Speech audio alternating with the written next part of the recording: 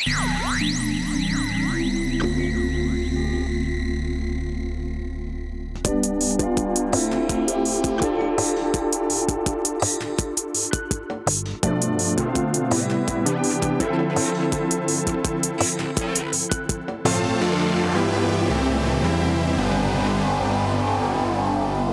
to the Compact Podcast. Today we'll discuss Trump's shifting abortion stance, the banning of X in Brazil, and World War II revisionism on the right.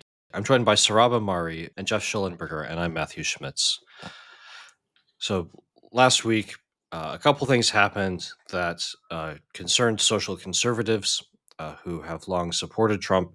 In an interview, he expressed disagreement with Florida's current abortion law, which limits the procedure after 6 weeks, uh, thereby implying that he supported Amendment 4, a constitutional amendment in the state that would lift the state's 6-week ban and leave abortion available as a constitutional right through all 9 months of pregnancy. Pro-lifers protested strongly, and Trump then came out and said that he will vote against Amendment 4. He also last week announced his intention to make in vitro fertilization free.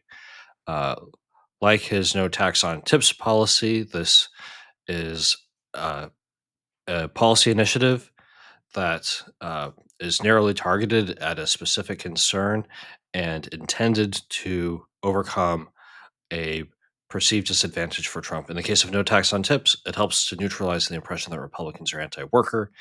In the case of make IVF free, it helps to neutralize the idea that Republicans want to just prevent people from having families because of their heartless pro-life outlook.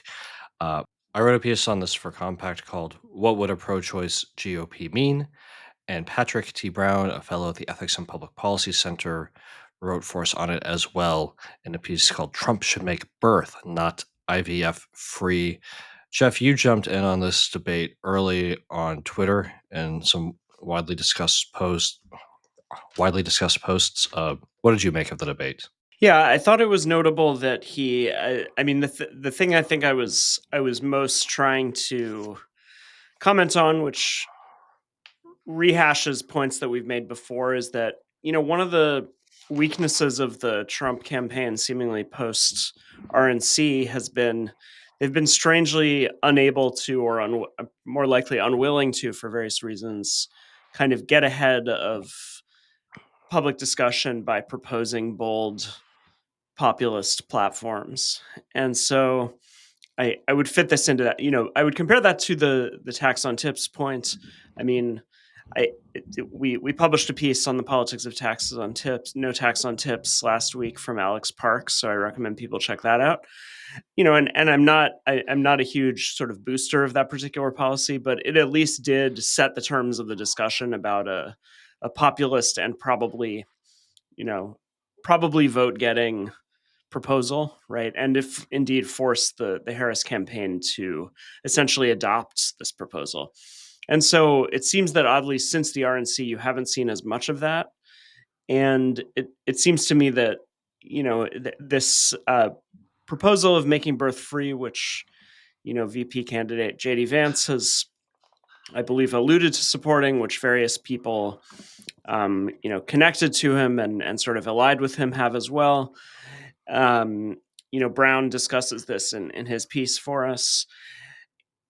That this would be it seems to me a clear kind of win-win type proposition, and it would also kind of get out ahead of the discussion by making a bold and I'm certain pretty popular proposal that speaks both to an appeal to average people, to working class people, and to the desirability of Americans having more kids and making it easier for Americans to have more kids.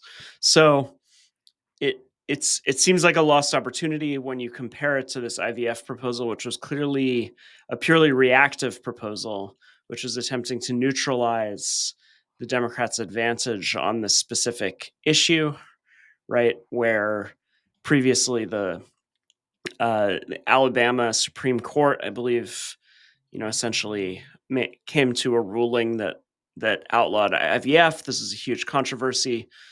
The Republican Party usually, for the most part, attempted to distance itself from this policy, but nonetheless, it created bad publicity for the party, and the Democrats have hammered away at it quite a lot over the past year. And so clearly, Trump highlighting this as the thing that needed to be covered by the government was a purely reactive proposal that was attempting to neutralize the Democrats' advantage rather than actually set the terms of the debate about family policy. And the weaknesses of it are various, right? IVF isn't something that everybody uses, clearly, and interestingly, if the sort of incentives of pro family policy should be to make it easier for people to have more children, if you're subsidizing IVF, you're essentially subsidizing particularly um, people who are actually quite wealthy, because the majority, the people who use IVF or want to use IVF tend to be wealthier, and you're also subsidizing or proposing to reward and subsidize sort of dual income, more affluent families where the woman has a career and wants to wait until later, which makes the benefits or the necessity of IVF more likely. And so it was an odd proposal, in that it seemed to be not setting the terms of a kind of pro family and pro worker policy as somebody like Vance seemed to represent, but instead just laying out a kind of minimal and somewhat unclear policy just to outflank or attempt to get out ahead of a point on which the other party has advantages. So it did seem to signal just a kind of weakness in the campaign to me. Whether it's effective, and I mean, it may be effective at neutralizing this, but it doesn't bespeak a kind of bold project, right? It's a very limited kind of benefit. It's kind of a weird one. I mean, IVF is very expensive, so it would be quite costly, but at the same time, not universal. So it's in a way the worst kind of social program, because it's one that would cost a lot of money and only benefit um, one segment of the population, right? It wouldn't have this kind of it doesn't have this kind of universal appeal. And so, to me, the larger question here is why after the RNC has the campaign not been able to seize on, what I think during that week you could plausibly see as a kind of broad-based populist proposition to kind of capture the middle of the country around an agenda that would, that would kind of consolidate and build on some of Trump's appeals going back to 2016. To protect Social Security and Medicare, to make life easier and better for middle and working class people. This was the basic kind of core populist appeal. I mean, obviously, there's still the kind of immigration level of the debate. Although even there, I think it's notable that a huge amount of the messaging is focused on crime um, rather than on economics and jobs. And so it strikes me that there's just a certain kind of fecklessness and lack of focus in kind of building out a serious agenda that would again be kind of pro worker and pro family, and this just seemed like a symptom of that. I will just say that one Matthew Schmitz had a very good essay on this for compactmag.com. What would a pro-choice GOP mean? It was the headline, I believe, if my memory serves. I think I'm right. And it sort of goes into these deeper implications of a Republican Party that it doesn't have the dignity of life as one of its bedrock elements. What would replace that? And I think you guys know that, to me, what's replacing that emphasis on the dignity of life and the dignity of all people, etc., is some really nasty stuff that are poised to take over. That I say this as someone who did in our Compact Substack, which you can find at compactmag.substack.com, I wrote a piece initially sort of defending what I called the new populist or new Trumpian compromise on abortion, just recognizing electoral reality. There had been a number of referenda, including in some very deep red states, where voters by wide majorities defended pretty extreme abortion positions. So, just to say, look, we got Roe off the books. That was a generational achievement, something that people had sought, pro-life people had sought for a better part of 2-3 generations. Good. Okay. Now we go work state by state. It is unreasonable to expect a popularist politician like Trump to hew to something that is just not popular, a position that's not popular. I get that, but I feel like the past month or so, it's gone beyond, what I or probably Matthew could tolerate under that rubric. If I may speak for him, he's right here. I'm sure he'll do it. But free IVF, and then intervening, to my mind, to our mind, on the wrong side of this Florida referendum is just kind of unnecessary. Like he's already made it clear that his mission was to overthrow the Roe regime, and what comes after should be up to the states and popular majorities. Get that? Okay, fine. Then the further steps just look like he's like kicking pro-lifers in the face for I don't know why. So that's my take, but I want Matthew to talk about his piece, which I didn't do a decent job summarizing, but you should read it at compactmag.com. It's a great time to get a subscription. I'll shut up. Yeah, I think, Sohrab, you highlighted some of the basic questions that play very well. Obviously, pro-lifers have had a wide range of reactions to Trump. A lot of leading pro-life organizations have stood by him with some discomfort. Other pro-life voices have strongly criticized him and even argued that pro-lifers cannot currently support him. Politics is the art of prudence. Prudential judgments will vary.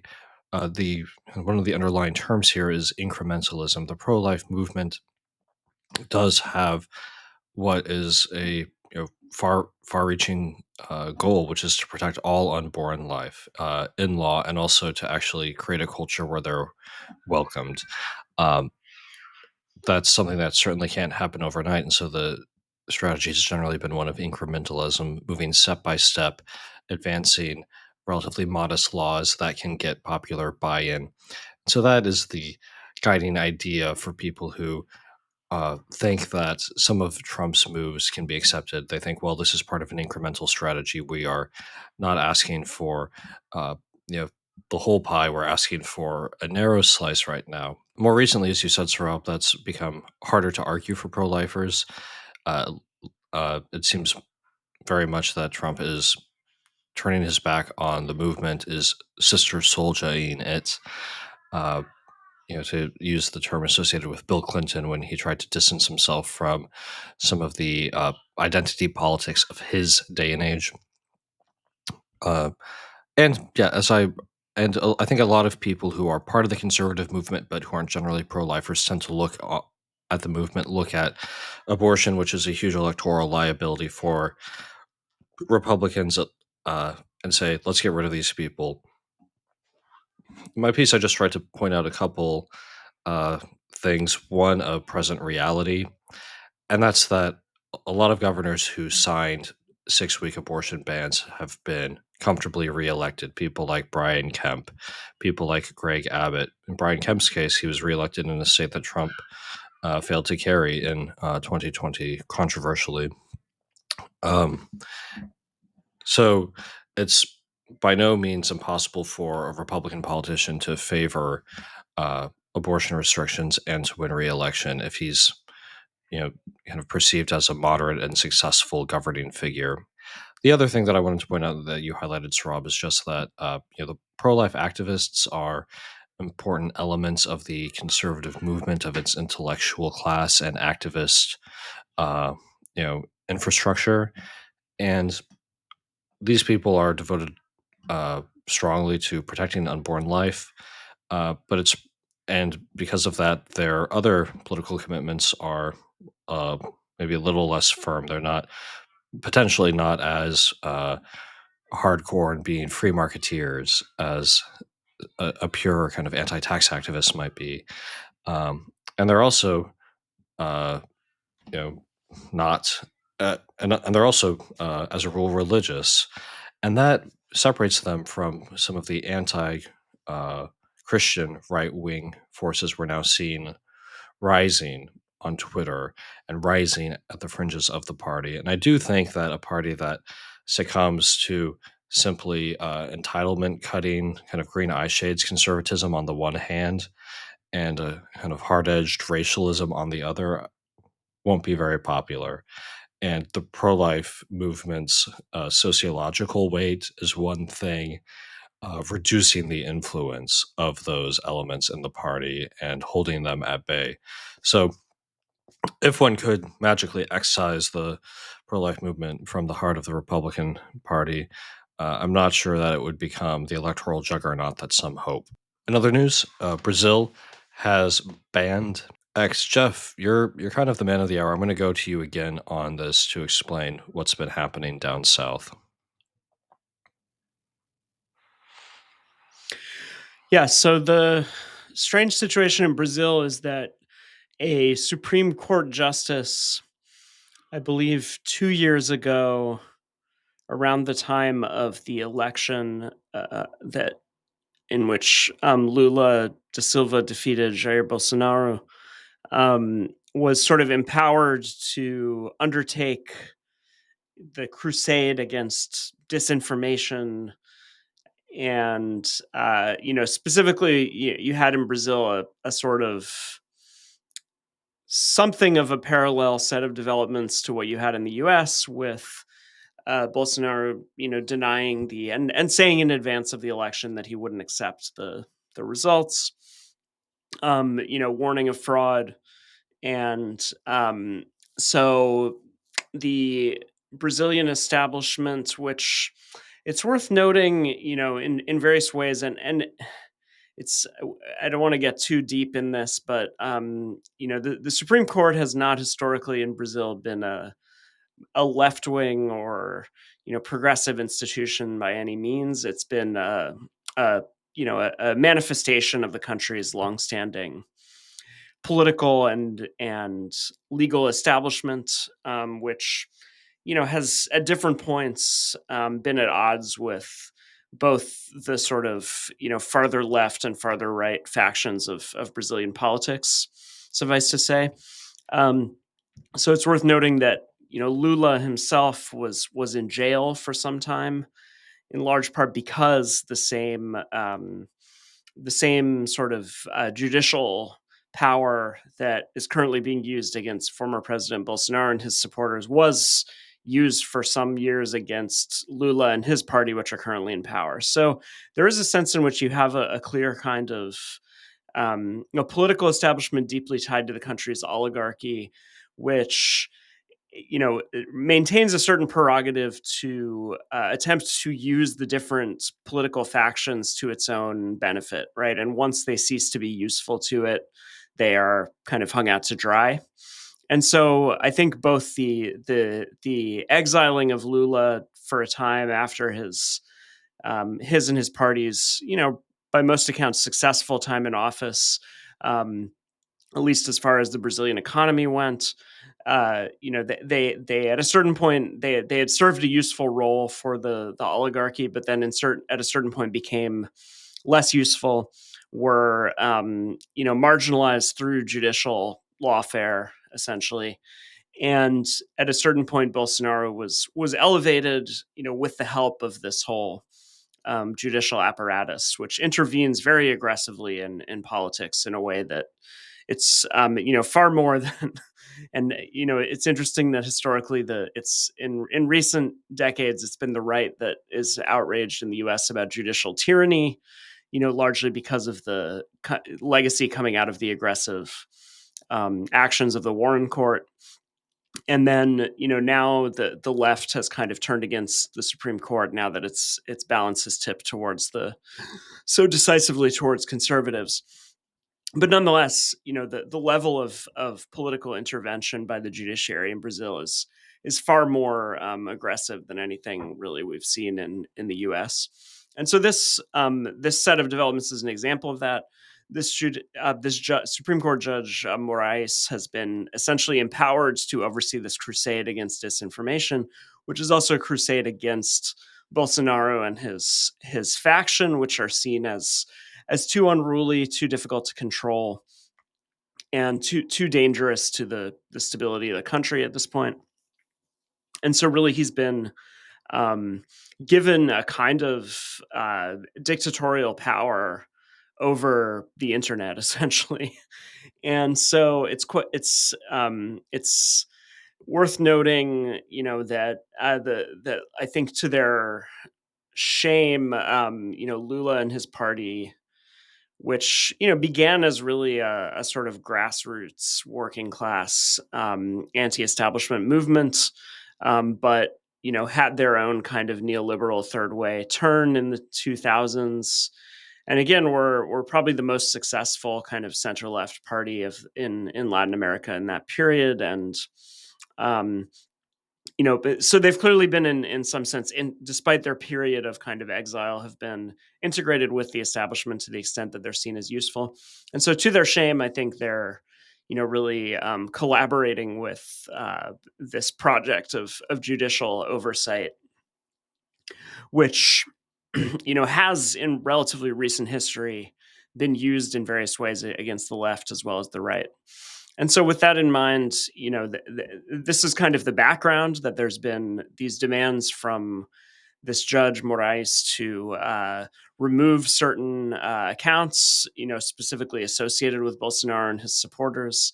And Elon Musk, for reasons that if people want to go into the kind of deeper issues at stake here, it's worth reading Juan Rojas's piece about a previous phase of this conflict in which Musk, after putting up a fight, did accede to some of these demands. So Rojas wrote for us on why Musk folded in Brazil. This was some months ago. This time, Musk has decided to hold firm on not removing some of these accounts, and as a result, the Judge Moraes, basically shut down the entire Twitter platform within Brazil. So, this is an example of what you see in countries like China, where Western social media platforms are simply cut off and prevented from operating.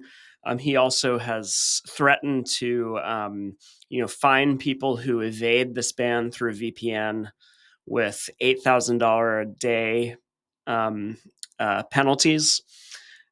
And the only thing that he backed down on was he attempted to also force the Apple and Google stores to stop selling VPN apps.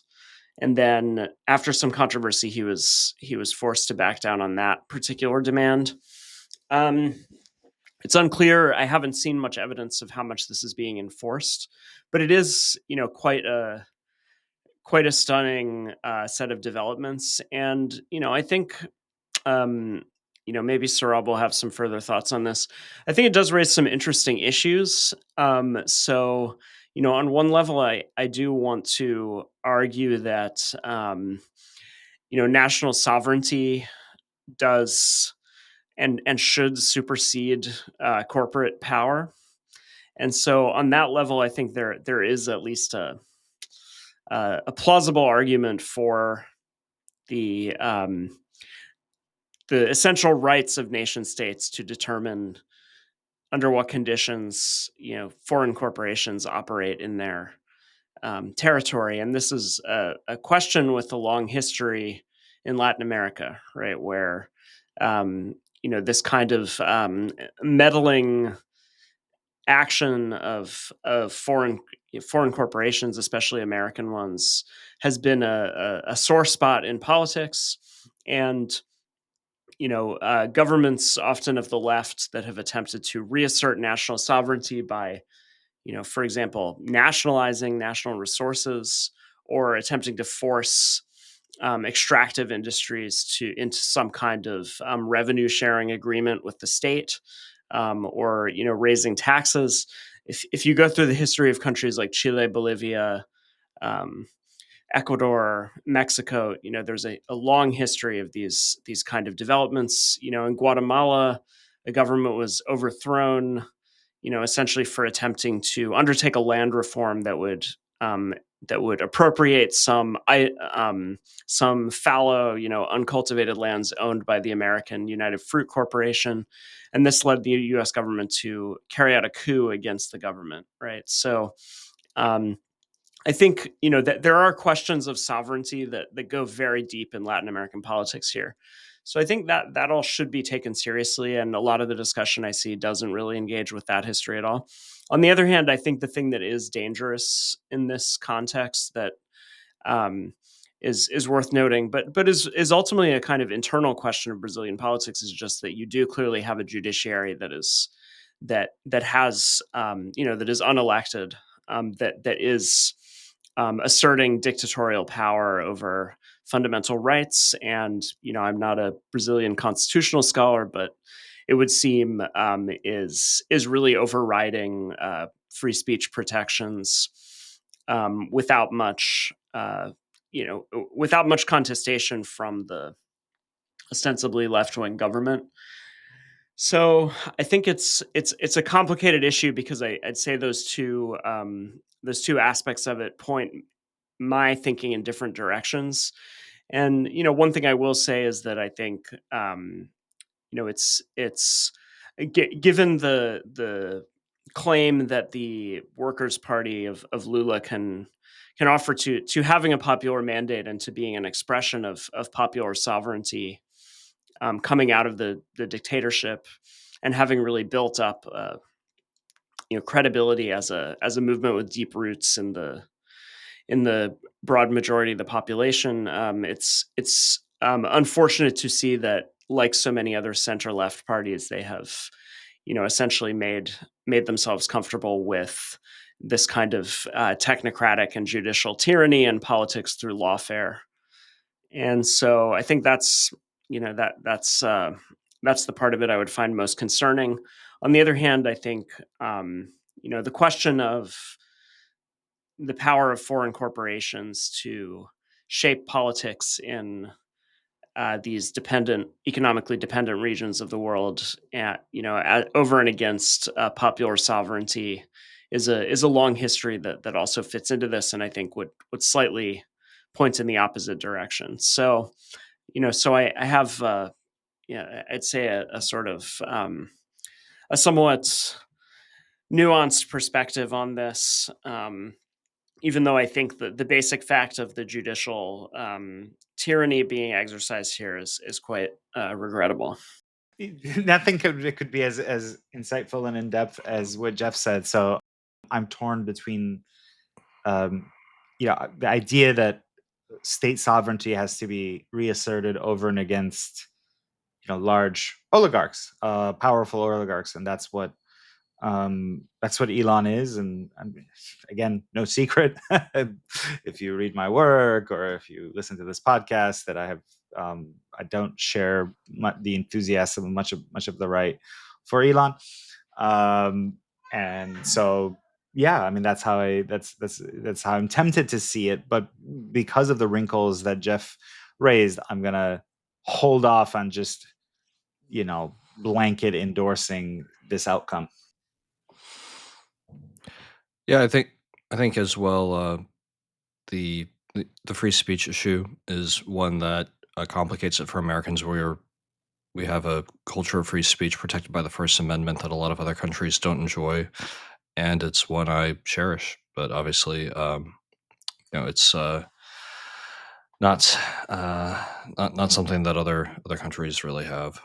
So speaking of Twitter and free speech, this week Tucker Carlson put out an episode of his show, which is hosted on Twitter, in which he interviewed Daryl Cooper, a podcast host and right-wing social media user. Cooper offered revisionist takes on a number of historical events, most prominently World War II. He presented Winston Churchill as the quote-unquote chief villain of the conflict, and also said that millions of people ended up dead in Nazi concentration camps. Strangely passive language.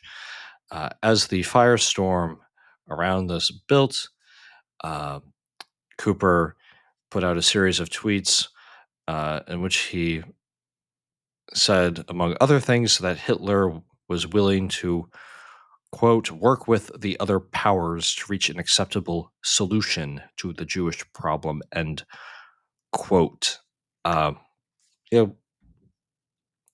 You know, this might seem at first glance to just be a tempest in a teapot, one kind of uncredentialed person speaking on social media, but Twitter is obviously an important company. Tucker Carlson, a very prominent media figure with an influential show, and it's possible to see all this as maybe reflecting some broader trends on the right and maybe in the culture more generally. What did you guys make of it? Well, I mean, it's pretty clear that this guy has a kind of pro-Nazi sympathy. I wouldn't call him a Nazi in that blunt way, but that he has pro-Nazi sympathies. I mean, there's also a tweet out there where he's talking about the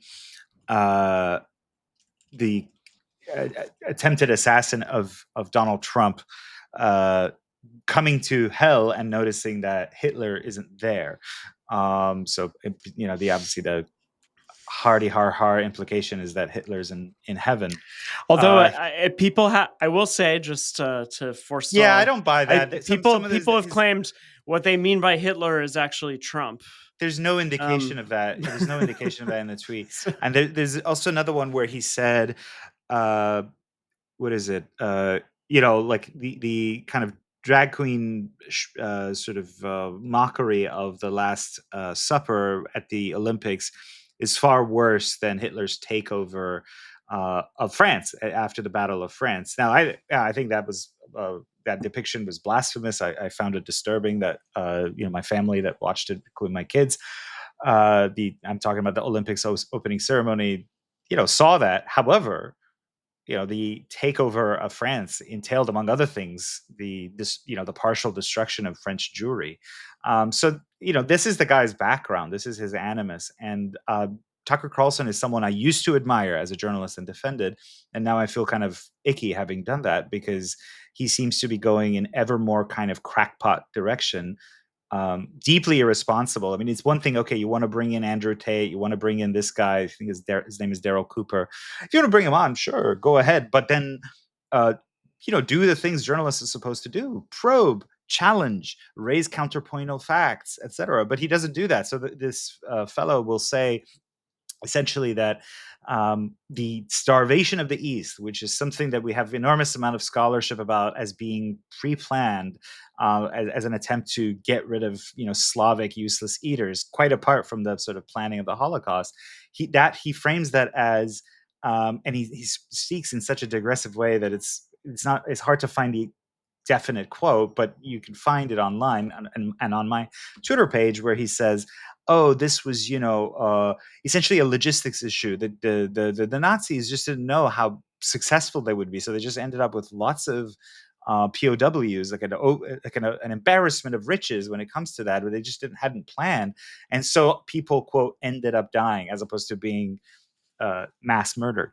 So I think there's a deeper question of, does this element of the right have any limit? Is there anything that is not okay? Is it just because I think what's the deeper animus besides anti-Semitism, I think in Daryl's case, which you can find Daryl Cooper, saying stuff about how sort of vile and awful the God of the Hebrew Bible is, and how Christians haven't done enough to reckon with the fact that the God of the Hebrew Bible, is a monster, etc. Of course, I mean, his takes on Israel-Palestine are so obsessively anti-Israel as to edge into that territory. Um, but there's other elements like him as well, where it's like, I think they have such a revulsion for actually existing American order, that they're prepared to, go all the way to like Hitler apologetics, and are being allowed to do that. I think that's one factor. Another, I mean, it's worth noting that the past few years have seen this kind of attempts at revisionist history in general, where both the hard left and the hard right, in their kind of dissatisfaction with American order, have been seeking to chip away at what they consider foundational myths. But in doing so, they've actually erected their own mythologies, which are much more ahistorical. So from the left, of course, it was the 1619 Project, the notion that the American founding was aimed at forestalling a British ban against slavery. The American Revolution was motivated primarily by slavery, and of course, that saw the institutional endorsement of the New York Times on, notwithstanding enormous pressure or counter pressure, I should say, from mainly liberal historians, people like Sean Wilentz, who worked so hard to try to debunk this and to show how false it is. But like the New York Times magazine took a long time to even begin to back down. So now you get the sort of right-wing version. They are also repelled by American order such as actually exists. So they have to frame World War II, the good war, the one in which America played an unquestionably heroic role. They have to frame that as actually being an evil war. The West as a whole, Churchill, FDR, all of its heroes of that conflict, have to be. They have to be smashed. The idols have to be smashed. So I think that's the kind of some of the context of where this is coming from. But nevertheless, it's really irresponsible, because you see people who live in a post-literate age, and so they see Tucker Carlson describe essentially an amateur crackpot historian as our best, quote, our best popular historian. And lots of people will take that as and will listen to what he says, even though he doesn't actually do any. There's no historiography in this. Like, he's just sitting there popping off, being like, "Well, Churchill was the real villain. The slaughter in the East by starvation was a sort of accident of logistics, etc." It's not like he's bringing new historiography to bear. He's just making a series of conclusory assertions, and they're left unchallenged. And that, Tucker knows better. He knows what interviewing is supposed to be like when someone makes crackpot claims. When someone makes any claims in our profession, right? The old adage is, if your mother tells you she loves you, look into it or double check it. So that's something as banal as a mother's love, let alone, revising what actually happened in World War II on such a grotesque and grand scale. I think it's interesting to see World War II revisionism come to the fore on the right. It's always interesting to look at what kind of historical moments or inflection points a political movement wants to challenge. So, Sohrab, you mentioned the 1619 Project really challenging the mythology around 1776. We've seen a lot of revisionist assessments on the right in recent years of the 60s, specifically the enactment of the Civil Rights Act. And probably there's a difference here between a right that is focused on the Civil Rights Act as the moment where things went wrong, and a right that is focused on World War II as the moment where things went wrong. The right that is focused on the Civil Rights Act, I regard as being a more kind of urban cosmopolitan right, one in which maybe high performing minorities can play a prominent role, and a right that's focused on World War II as the moment when everything went wrong is going to be a more anti-Semitic kind of kind of Groyper-ish right. And so you kind of maybe have different moments seized on by slightly different flavors uh, of the right. I mean, there are obviously legitimate debates to be had here on on all these issues. We can say things went wrong with Occam, things went wrong in some way at 1776, whatever. But um, I do think that kind of the moment that some any political ideology identifies as the moment of departure kind of can help you understand something about the nature of its coalition and uh, who's a little more in and who's a little more out.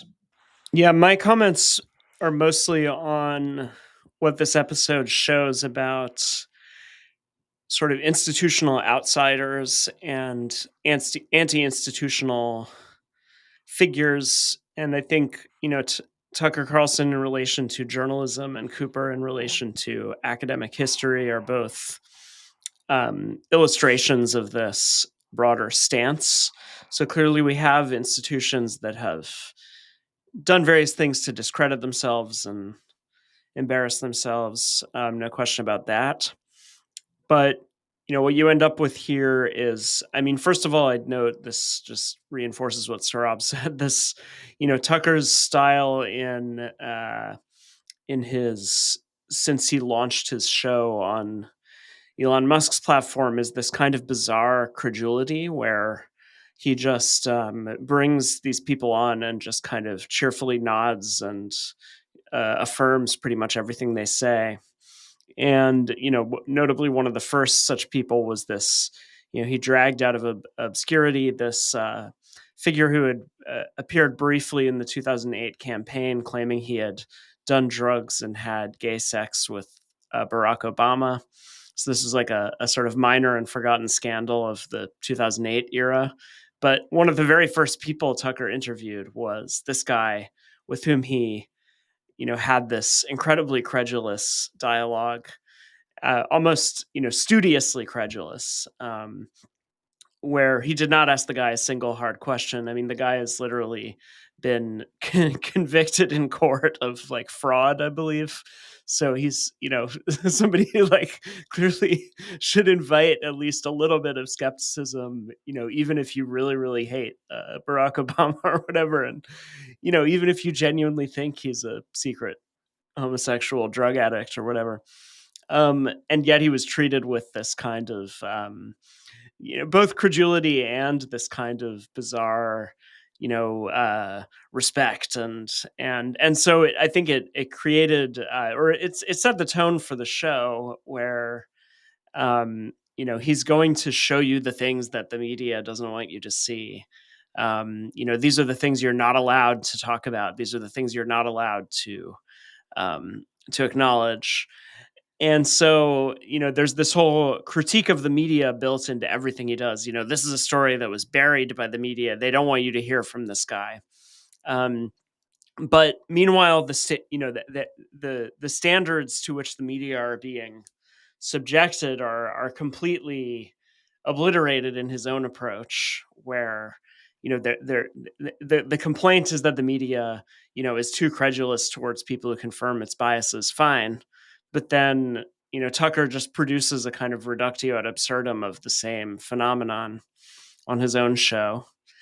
And I think that I it's weird. I have actually listened to Cooper's some of Cooper's podcasts. I mean, I thought as sort of popular history and entertainment, they were quite good. They were in depth, narratively riveting, and and the thing that is often remarked about him is that he shows a capacity for nuance and empathy where you don't quite know which side he's on. He can talk about Jim Jones and his cult in such a way that you can actually sort of see where they were coming from, right?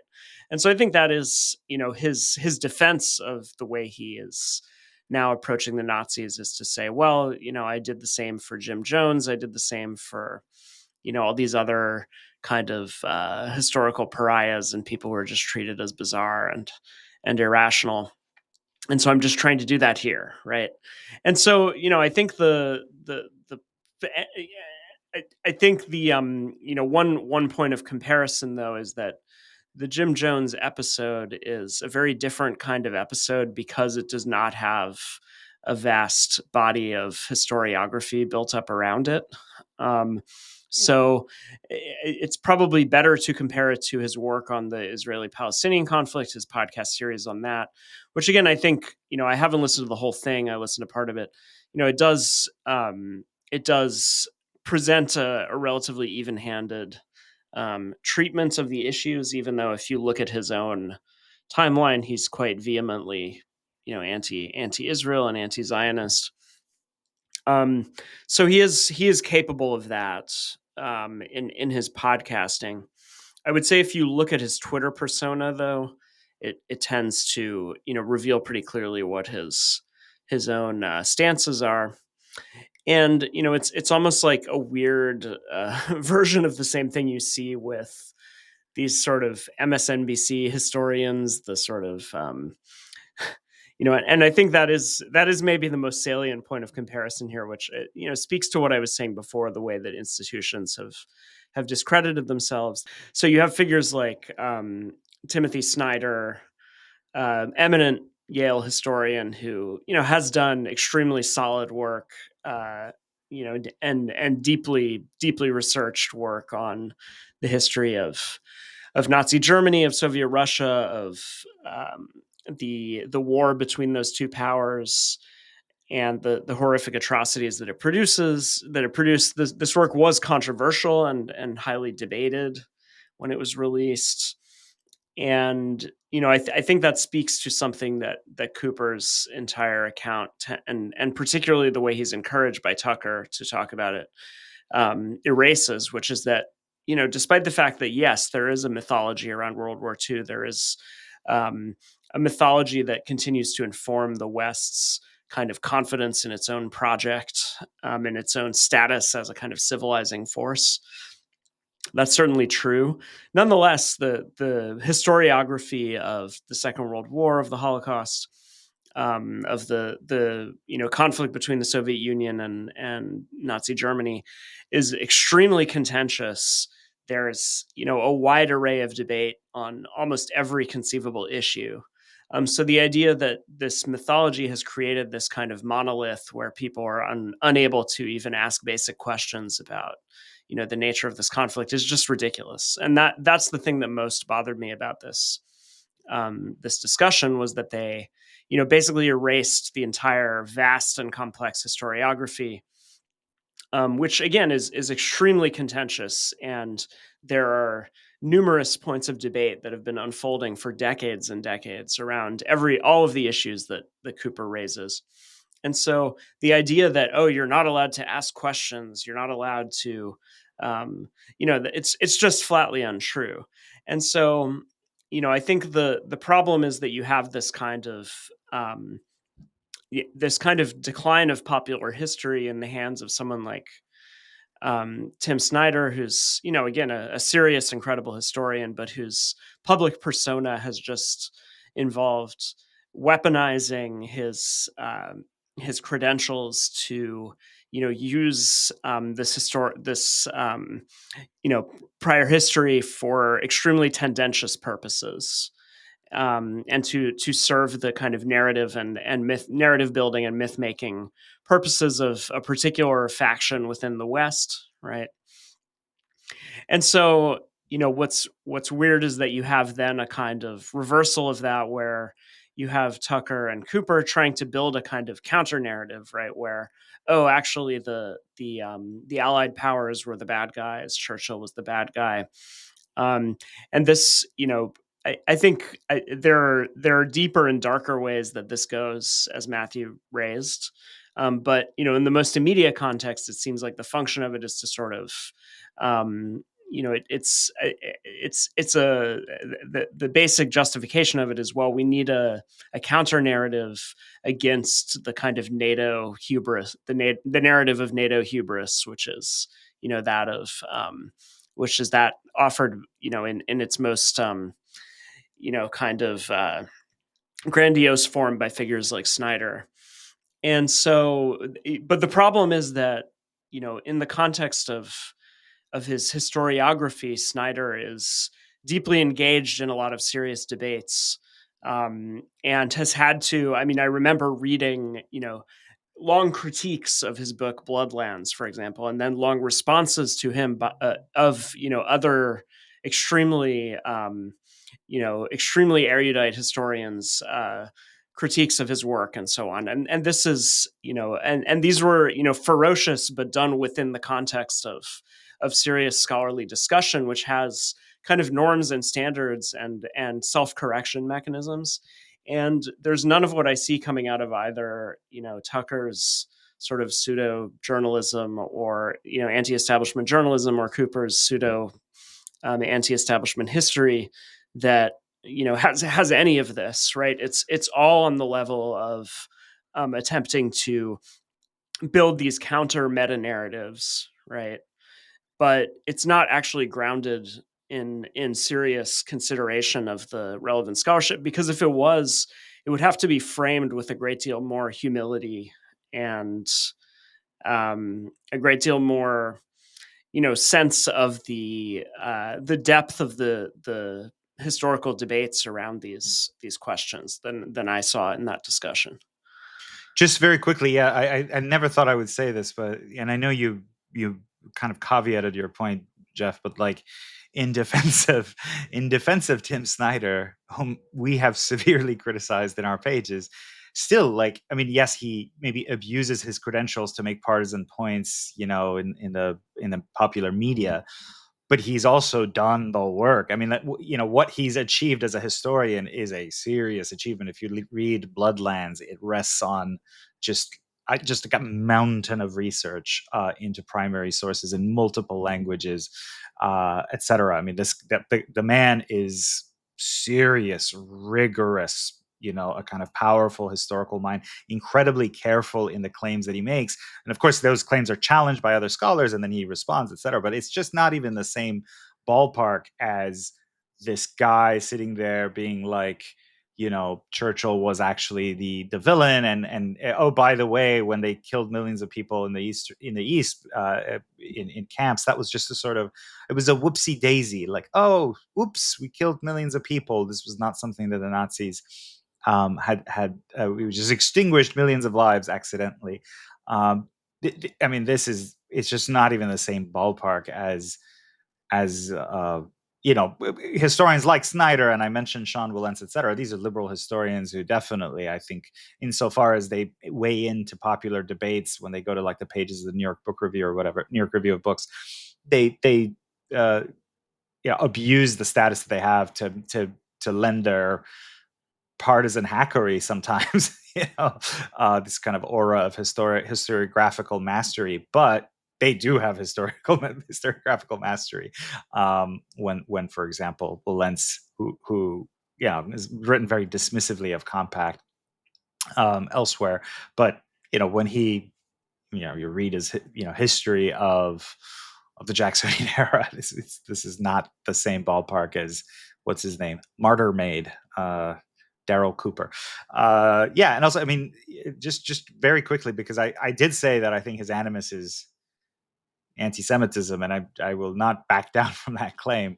I mentioned the fact that he says Hitler is in heaven. I mentioned the fact that he thinks of the God of the Hebrew Bible as a monster, which is it's a very old anti-Semitic trope. The first person to put it forward was Marcion of Sinop, who was one of the Gnostic sort of sages of the early post-Christian era or late antiquity, who was so horrified by the Hebrew Bible that he created his own canon of the Bible, and in which he completely excised all of the Old Testament, because that could not have been the same God of Jesus Christ.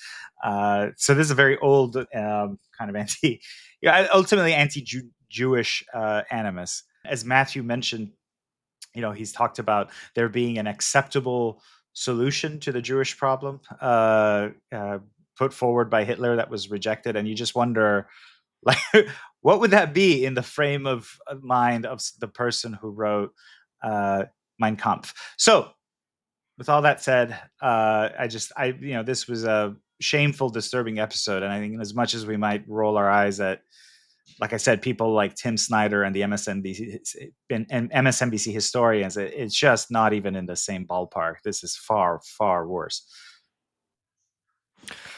And with that, thanks, Sohrab. Thanks, Geoff. Thank you, listeners. Go to compactmag.com/subscribe. Lots of great things coming. Don't miss it.